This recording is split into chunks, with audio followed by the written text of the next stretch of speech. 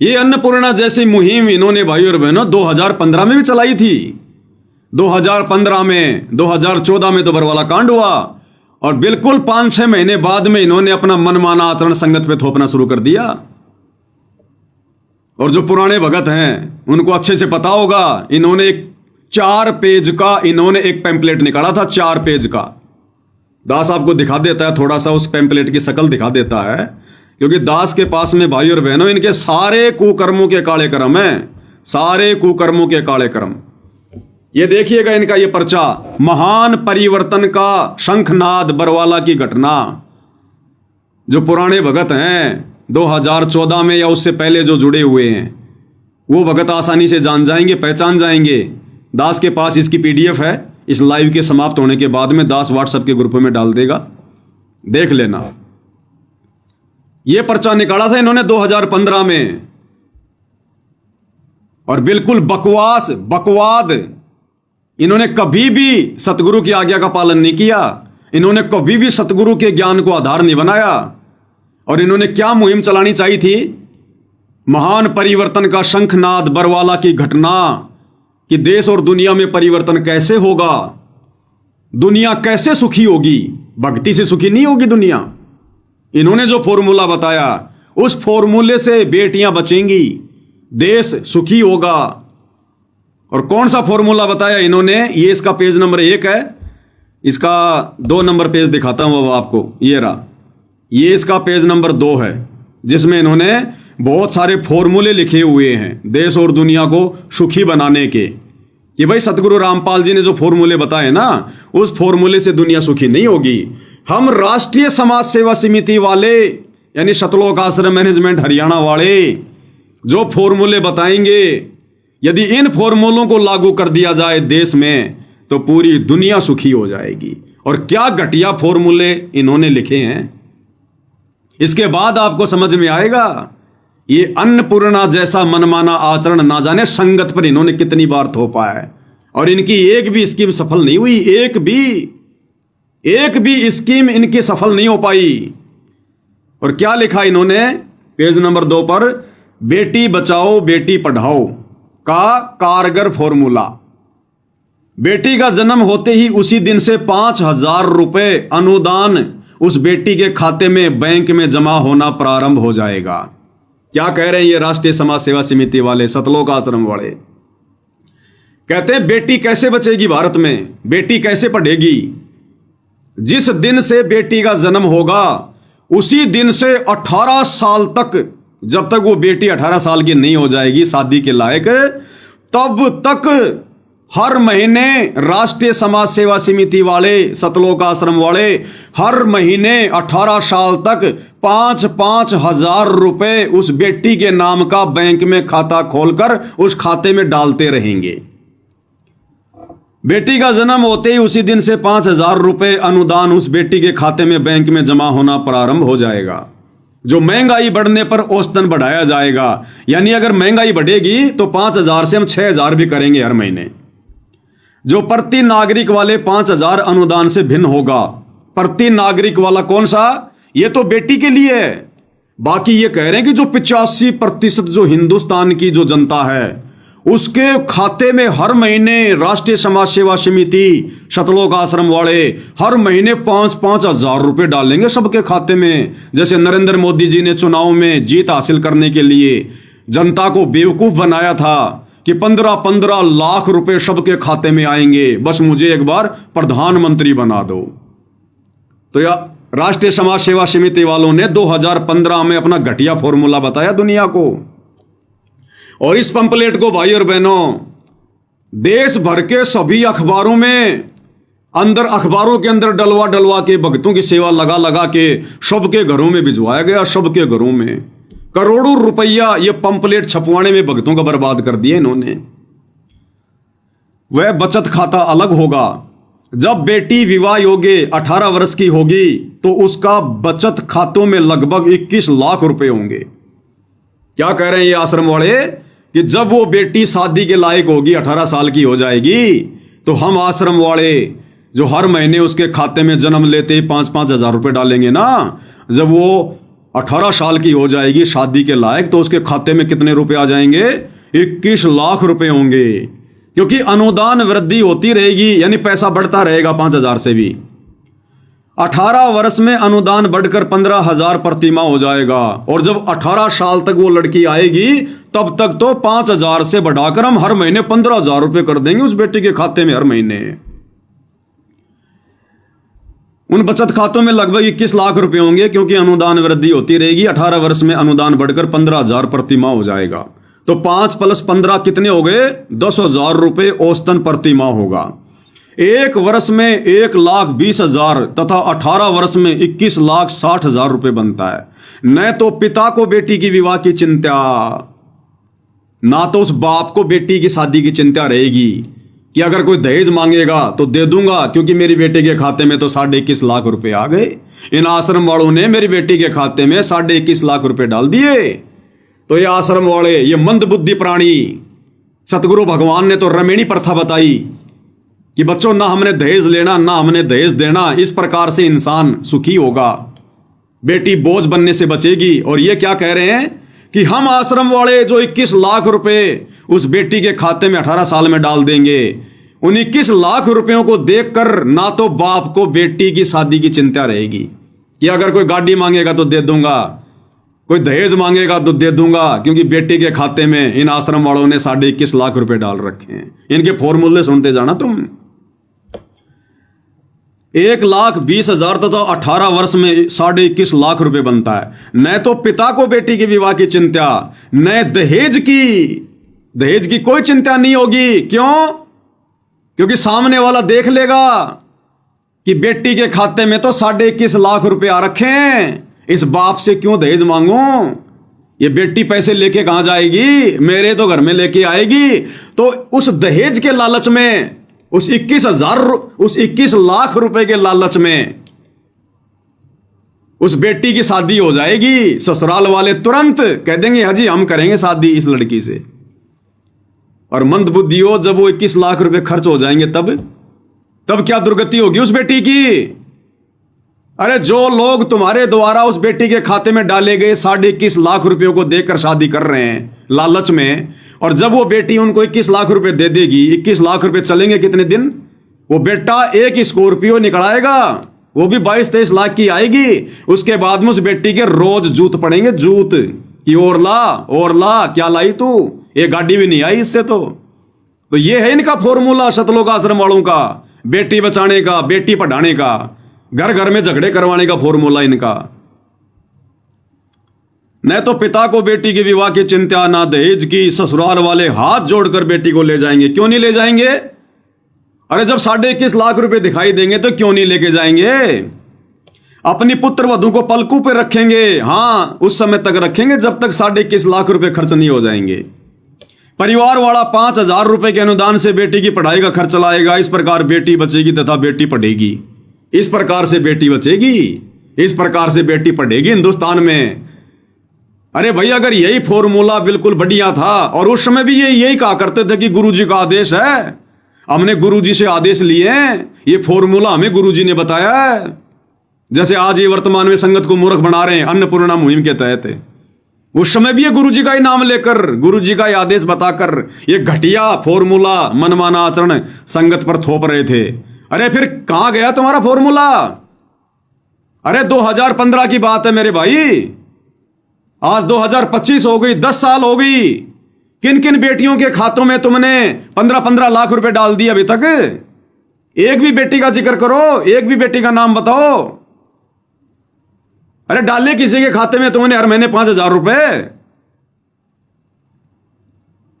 अरे इन आश्रमों में जब रमेणियां होती हैं, उस बेटी वाले से ये एक पाठ करवाते हैं 25,000 का। ये अपनी गुरु बहनों को तो नहीं छोड़ रहे, उनसे तो रमेणी के समय 25,000 रुपए ले रहे हैं पाठ के। लड़के वाले से 25,000 रुपए ले रहे हैं पाठ के, और ये दुनिया के खातों में 5,000 रुपए डालेंगे हर महीने। ये संगत को लूटने का षड्यंत्र था इनका। ये काल बलि सिर पर बैठा है कि इस प्रकार के झूठे घटिया फॉर्मूले संगत को दिखाकर संगत से ज्यादा दान धर्म इकट्ठा करो, और फिर ये अपनी मनमानियां करेंगे। ये काल का षड्यंत्र था संगत के कर्म फोड़ने का, लेकिन परमात्मा ने दया करी, गुरुदेव भगवान ने इनका ये घटिया फॉर्मूला संगत पर लागू नहीं होने दिया। अब प्रश्न उठेगा कि ये तो हवाई किले बनाने वाली बात है, कैसे संभव हो सकता है? तो आश्रम वाले क्या कह रहे हैं कि ये कैसे संभव होगा? देखना इनका उत्तर जैसे ऊपर एक मंत्री के एक घोटाले की राशि 1,75,000 करोड़ रुपए, जिससे 29 करोड़ 16,66,666 व्यक्तियों को एक वर्ष तक 5,000 रुपए प्रतिमाह अनुदान दिया जा सकता है। ऐसे ऐसे कई हजार घोटाले बंद हो जाएंगे। सेठ लोगों को ज्ञान होगा कि माया साथ नहीं जाती, धर्म साथ जाता है। अरब रुपए पास में है, करोड़ों की कोठी और कार है, मृत्यु तो होगी ही, फिर कुत्ता बनकर उस कोठी में प्रवेश को तरसेगा। फिर वह सेठ अपने देश के गरीब भाई बहनों के लिए राष्ट्रीय समाज सेवा समिति को दान किया करेगा। देख लो भाई और बहनों, सतगुरु को दान नहीं किया करेगा। वो सेठ लोग ज्ञान से परिचित होकर किसको दान करेंगे? राष्ट्रीय समाज सेवा समिति को। इतना आसान है क्या? दुनिया वाले सही सवाल कर रहे हैं कि ये तो हवा में किला बनाने वाली बात है तुम्हारी, कि हर महीने 18 साल तक बेटी के खाते में 5-5 लाख रुपए, 5-5 हजार रुपए डालोगे और हर देशवासी को हर महीने 5-5 हजार रुपए दोगे। ये संभव ही नहीं हो सकता, और वास्तव में संभव नहीं हो सकता भाई और बहनों, क्योंकि सतगुरु के भक्ति मार्ग में नहीं है ये तो काल का फॉर्मूला था संगत को लूटने के लिए, ठगने के लिए। तो ये क्या कह रहे हैं कि देश में जो बड़े बड़े नेता जो घोटाले कर रहे हैं ना, जैसे अभी अभी एक नेता ने घोटाला किया 2015 से पहले, जो कांग्रेस का था, हैं, और उसने कितना घोटाला किया? 1,75,00,000 और करोड़ का। तो कहते हैं उस घोटाले जितने पैसों में 29 साल तक हर एक देशवासी के खाते में 5-5 हजार रुपए डाले जा सकते हैं। तो सरकार तुम्हें क्यों देगी पैसा? मान लो किसी ने घोटाला नहीं किया और वो घोटाले का पैसा सरकार के पास में बचा हुआ है, तो तुम आश्रम वालों को सरकार क्यों देगी वो पैसा जो तुम लोगों के खातों में बांटोगे? तो ये देखो कितने मंदबुद्धि हैं भाई और बहनों, कोई सिर पैर नहीं है इनकी योजना का, कोई सिर पैर नहीं। जैसे ऊपर एक मंत्री के घोटाले की राशि 1,75,000 करोड़ रुपए, जिससे 29 करोड़ 16,66,666 व्यक्तियों को एक वर्ष तक 5,000 रुपए प्रतिमाह अनुदान दिया जाएगा। ये लोग आश्रमों में बैठकर 2015 में स्कीम बना रहे थे कि हम ऐसा करेंगे, आने वाले समय में घोटाले बंद हो जाएंगे, फिर हमारे खातों में, राष्ट्रीय समाज सेवा समिति के खातों में सारे पैसे डाया करेंगे, सरकार हमारे पैसों में, हमारे खाते में पैसे डालेगी, और इतने रुपए में तो हम हर आदमी को 5-5 हजार रुपए दे सकते हैं। हवा में तीर मार रहे थे लोग बैठ के। सेठ लोगों को ज्ञान होगा कि माया साथ नहीं जाती, धर्म साथ जाता है। अरब खरब रुपए पास में है, करोड़ों की कार और कोठी है, मृत्यु तो होगी, फिर कुत्ता बनकर उस कोठी में प्रवेश को तरसेगा। फिर वह सेठ अपने देश के गरीब भाई बहनों के लिए राष्ट्रीय समाज सेवा समिति को दान किया करेगा। इस प्रकार भारत विश्व का धनी बनेगा। इस प्रकार से भारत विश्व का धनी देश बनेगा जब हर एक के खाते में 5-5 हजार रुपए डालोगे। इस विधि से ये आश्रम वाले कह रहे हैं कि भारत धनी देश बनेगा। फिर भक्ति गई तेल लेने। अरे सतगुरु तो भक्ति से, दान पुण्य से लोगों को धनी बनाने आया है, और ये लोग इस प्रकार से हर एक के खाते में 5-5 हजार रुपए डालकर ये लोगों को धनी बना रहे हैं। भक्ति करेगा कोई?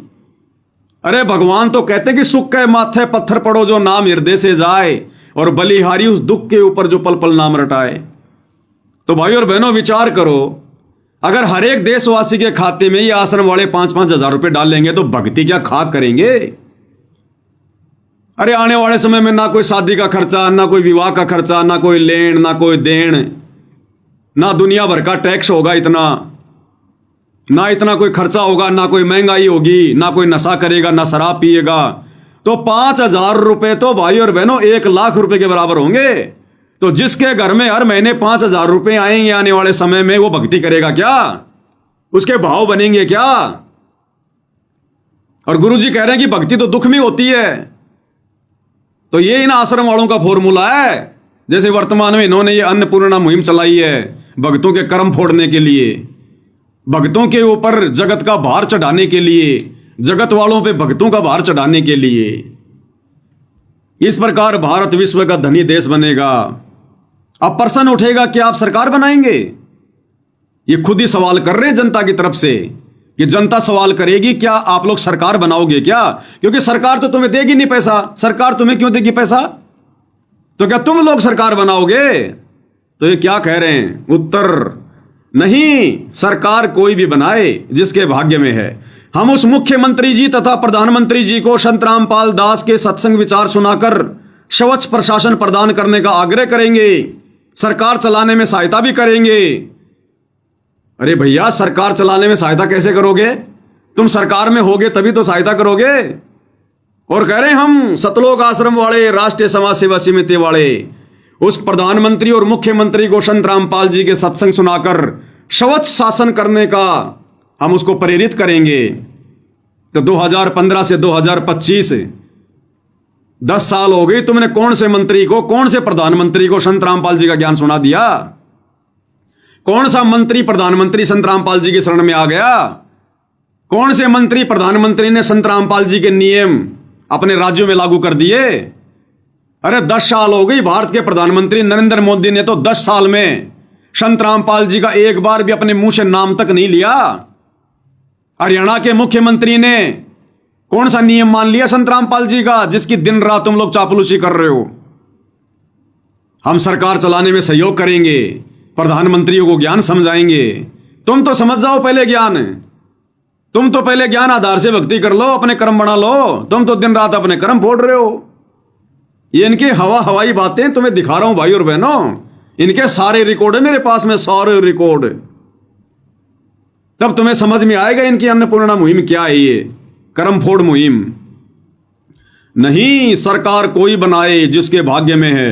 हम उस मुख्यमंत्री जी तथा प्रधानमंत्री जी को संत रामपाल दास के सत्संग विचार सुनाकर स्वच्छ प्रशासन प्रदान करने का आग्रह करेंगे और सरकार चलाने में सहायता भी करेंगे। सरकार का कार्य केवल बिजली, पानी, सड़क निर्माण, कानून व्यवस्था बनाए रखने का होता है। सरकार का काम क्या है? बिजली, पानी, सड़क निर्माण, कानून व्यवस्था बनाए रखने का। तो फिर हरियाणा के गांव का पानी फिर तुम क्यों निकाल रहे हो? अरे अगर ये सरकार का कार्य है जो तुम लिख रहे हो इस पंपलेट में कि सड़कें, पानी, बिजली ये काम है सरकार का, फिर ये हरियाणा में जो बाढ़ आ रखी है, जो गांव में पानी भरा है, तुम जबरदस्ती क्यों लोगों का पानी निकाल रहे हो? क्यों भक्तों का पैसा बर्बाद कर रहे हो मोटर में, पाइपों में? ये तो सरकार का काम है ना, पानी वगैरह की भाई जो व्यवस्था करना, या कहीं बाढ़ आ गई तो उस गांव का पानी निकालना। ये तो तुम लोगों की मुहिम के अनुसार सरकार का काम है।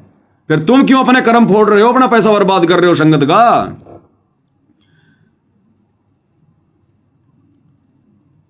सरकार का कार्य केवल बिजली, पानी, सड़क निर्माण, कानून व्यवस्था बनाए रखने का होता है। वह तो घोटाला करने के पश्चात भी चलता रहता है। हम तो घोटालों वाला पैसा गरीब जनता को अमीर बनाने के लिए सरकार से प्रयोग करवाएंगे। तुम्हारी क्यों मानेगी सरकार भाई? कह रहे हम तो जो घोटाले वाला पैसा है ना, घोटाले का पैसा, वो सरकार से जनहित के कार्यों में लगवाएंगे। क्यों लगाएगी सरकार तुम्हारे कहने से? तुम क्या लगते हो सरकार के? और अगर तुम्हारे कहने से अगर सरकार कार्य करेगी तो फिर सरकारी आदमी तुम हुए कि फिर वो मंत्री हुए? अरे तुम्हारे कहने से, आश्रम वालों के कहने से अगर सरकार अगर जनहित के कार्य करेगी, पैसा लगाएगी, तो सरकार कौन चला रहा है? फिर तुम चला रहे हो कि मुख्यमंत्री चला रहा है? सरकार का कार्य केवल बिजली, पानी, सड़क निर्माण, कानून व्यवस्था बनाए रखने का होता है। वह तो घोटाला करने के पश्चात भी चलता रहता है। हम तो घोटालों वाला पैसा गरीब जनता को अमीर बनाने के लिए सरकार से प्रयोग कराएंगे। सरकार को जनहित के कार्य करने तथा मार्ग पर चलने के लिए बाध्य करेंगे, क्योंकि हमारे साथ देश की 75% जनता होगी। ये तो दादागिरी होगी, ये तो गुंडागर्दी हो गई। गुंडागर्दी तुम्हारी, दादागिरी। कह रहे हमारे साथ में देश की 75% जनता हो जाएगी। क्यों? भक्ति के कारण नहीं, संत रामपाल जी के ज्ञान के कारण नहीं। हम उनके खाते में हर महीने जो 5-5 हजार रुपए डालेंगे ना, जिस कारण से देश की 75% जनता हम सतलोक आश्रम वालों के साथ हो जाएगी। और उसके बाद हम देश की सरकार को जनहित के कार्य करने के लिए बाध्य करेंगे, दबाव डालेंगे, जबरदस्ती करेंगे। अरे गधो, मूर्खो, ये पंपलेट लिखते समय तुम्हारी बुद्धि कहीं घास चरने गई थी क्या? अरे जब देश की 75% जनसंख्या तुम्हारे साथ हो जाएगी तो सरकार किसकी होगी? नालायको, वो 15% वालों की या फिर तुम 75% वालों की? इनको यह भी नहीं पता हम क्या लिख रहे हैं। अरे जब देश की 75% जनता तुम्हारे साथ होगी तो सरकार किसकी होगी? मुख्यमंत्री किसका होगा? मंत्री किसका होगा? तुम आश्रम वालों का होगा। और कह रहे हम सरकार को बाध्य करेंगे। जब तुम्हारी सरकार है तो फिर तुम बाध्य किसको करोगे? तो भाइयों और बहनों, ये क्या लिख रहे हैं इनको कुछ नहीं पता, कोई सिर पैर नहीं इनकी बातों का। इसीलिए दुनिया वाले संत रामपाल जी का मजाक उड़ाते हैं, क्योंकि गुरु के ज्ञान का असर उसके चेलों पे दिखाई देता, चेलों पर। इसीलिए ये दुनिया वाले संत रामपाल जी का मजाक उड़ाते हैं, इन ज्ञानहीन लोगों की बिना सिर पैर वाली बातों को देखकर। अब ये तो हम भक्तों के भी समझ में आ रही है इनकी वो भाई। सोचो, लाखों करोड़ों लोगों ने जो अखबारों में डाल डाल के ये पंपलेट उन तक पहुंचाए गए थे, जब उन्होंने इसको पढ़ा होगा तो कितने हंसे होंगे वो कि कितने मंदबुद्धि लोग हैं ये। इनको ये भी नहीं पता हम क्या लिख रहे हैं। अरे देश की दुनिया पागल नहीं है, तुम अपने आप को डेढ़ शाना मत समझा करो। अपनी बेइज्जती करवाते हो तुम एंड में, अपनी बेइज्जती। तो कह रहे हैं हम मंत्रियों को बाध्य करेंगे क्योंकि देश की 75% जनता हमारे साथ होगी। अरे नालायको, जब तुम्हारे साथ में देश की 85% जनता हो जाएगी तो तुम्हारे अलावा फिर मंत्री कौन रहेगा? फिर तुम अपनी ना सरकार बना लोगे। तो ये हैं इनके फॉर्मूले, सुनते जाओ आगे आगे। वह तो घोटालों के पश्चात भी चलता रहता है। हम तो घोटालों का पैसा गरीब जनता को अमीर बनाने के लिए सरकार से प्रयोग कराएंगे, सरकार को जनहित के कार्य करने तथा मार्ग पर चलने के लिए बाध्य करेंगे, क्योंकि हमारे साथ देश की 85% जनता होगी। विचार करें, बीमारी का खर्च, शराब तंबाकू आदि नशे का खर्च खत्म, दहेज का खर्चा खत्म। दहेज तो ये खुद दे रहे हैं और कह रहे हैं दहेज का खर्चा हम खत्म करेंगे। अरे गधो, दहेज तो तुम खुद दे रहे हो 21.5 लाख रुपए का, हर महीने 5-5 हजार रुपए देकर। दहेज तो तुम खुद दे रहे हो और कह रहे दहेज का खर्चा खत्म। फिर अपने आप देश की जनता अमीर हो जाएगी। वो 21.5 लाख में देश की जनता अमीर हो जाएगी। अब प्रश्न उठेगा, इससे तो जनता कामचोर हो जाएगी। बिल्कुल सही बात है, जनता कामचोरी होगी इससे तो। अरे हर महीने जिसके खाते में 5-5 हजार रुपए आएंगे वो क्यों मजदूरी करेगा, क्यों मेहनत करेगा? बैठा बैठा खाएगा आराम से, वो तो कामचोर हो जाएगा। अब प्रश्न उठेगा, इससे तो जनता कामचोर हो जाएगी। उत्तर नहीं, रोटी कपड़े का खर्च तथा बिजली पानी का खर्च भी उसके लिए तन मन से कार्य करेंगे। कहते हैं रोटी कपड़े के लिए तन मन से कार्य करेंगे लोग। अरे गधो, फिर तुम वर्तमान में लोगों को रोटी कपड़ा क्यों दे रहे हो? फिर तुम वर्तमान में लोगों को रोटी कपड़ा क्यों दे रहे हो, राशन क्यों दे रहे हो अन्नपूर्णा मुहिम के तहत? कि नहीं नहीं नहीं, लोग अपने रोटी कपड़े के लिए भी तो काम करेंगे, तो रोटी कपड़ा भी तो तुमने देना शुरू कर दिया। तो जनता कामचोर बनेगी कि नहीं बनेगी? जिस चीज के लिए भाई और बहनों इन्होंने 2015 में मना किया था कि अपनी रोजी रोटी के लिए, अपने घर के राशन के लिए, अपने कपड़ों के लिए, बच्चों की शिक्षा के लिए लोगों ने खुद ही मेहनत करनी पड़ेगी। आज देख लो अन्नपूर्णा मुहिम के तहत ये लोग दोगली बात कर रहे हैं, दोगली। लोगों के घरों में जा जाके उनके कपड़े, राशन, पढ़ाई का खर्चा, रोटी कपड़ा मकान शिक्षा है, ये इनका नारा है। रोटी कपड़ा शिक्षा और मकान सबको देगा कबीर भगवान। और 2015 में इस पंपलेट में क्या लिख रहे हैं? प्रश्न उठेगा, इससे तो जनता कामचोर हो जाएगी। नहीं, रोटी कपड़े का खर्च तथा बिजली पानी का खर्च भी उसके लिए तन मन से कार्य करेंगे, क्योंकि टेंशन फ्री हो जाएंगे तो काम करने की रुचि अधिक बनेगी तथा धन जोड़ने की आदत भी तो विद्यमान है। चिंता मुक्त होकर प्रत्येक भारतवासी इज्जत से जीवन जिएगा तथा भक्ति भी करेगा। बताओ, मीडिया वाले भाई बहनों से निवेदन है, यदि आप भारत को सोने की चिड़िया तथा जगत गुरु देखना चाहते हो तो आप हमारा सहयोग दो। भारतीय संस्कृति को बिगाड़ने तथा कुरीतियों को बढ़ाने तथा युवा समाज को शर्मसार करने वाले वस्त्र तथा मनमाना विवाह प्रथा को बढ़ाने में मीडिया की अहम भूमिका रही है। बताओ, ये दुनिया भर की बकवाद इन्होंने, अभी मैंने आपको एक पेज भी पूरा पढ़ के नहीं दिखाया, जबकि इसमें 4 पेज हैं, 4 पेज। तो ये है इनके घटिया फॉर्मूले। इसलिए दास कहता है कि ये जो अन्नपूर्णा मुहिम है, ये मेरे गुरुदेव भगवान की तरफ से कोई आदेश नहीं है, ये उनके भक्ति विधान के अनुसार नहीं है। इसलिए दास इस जैसी घटिया मुहिम पर 3 बार थूकता है, थू थू थू। क्योंकि भाई और बहनों, ये ज्ञान मार्ग है, देखा देखी का मार्ग नहीं है। ये कलयुग की बिचली पीढ़ी है। सतगुरु ने सबको शिक्षित कर दिया, ज्ञानी बना दिया।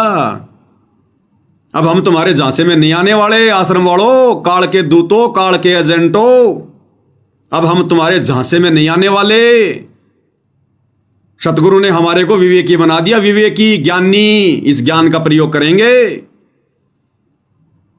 30 साल तक सतगुरु ने गांव गांव जाकर लोगों की गालियां खाकर, लोगों के लठ खाकर, जेल जाकर यातनाएं सहन कर कर ये जो ज्ञान हम तक पहुंचाया है ना, ये सतगुरु का मजाक उड़ाने के लिए नहीं पहुंचाया। सतगुरु ने इस दिन के लिए यह ज्ञान दिया था कि बच्चों, जब वो परीक्षा का समय आएगा और ये काल संगत में कुसंगत पैदा करके मेरे परिवार वालों को, इन कोऑर्डिनेटरों को, आश्रम वालों को प्रेरित करके तुम्हारे जो ये कर्म फुड़वाएंगे ज्ञान विरुद्ध कार्य करवा के, उस समय बच्चों तुमने इस मेरी मेहनत का मेरे को जो है बल्कि फल देना है। तो आज सतगुरु को उनकी मेहनत का फल मिल रहा है, जब उनके बच्चे ज्ञान को आधार बनाकर इनके हर एक पाखंड के ऊपर, अज्ञान के ऊपर ज्ञान आधार से प्रहार कर रहे हैं। तो हम तुम्हारे भाई किसी भी लोभ में, परलोभ में, तुम्हारी झूठी और इस प्रकार की घटिया मुहिम के झांसे में आने वाले नहीं हैं। हमें सतगुरु ने ज्ञान दिया है।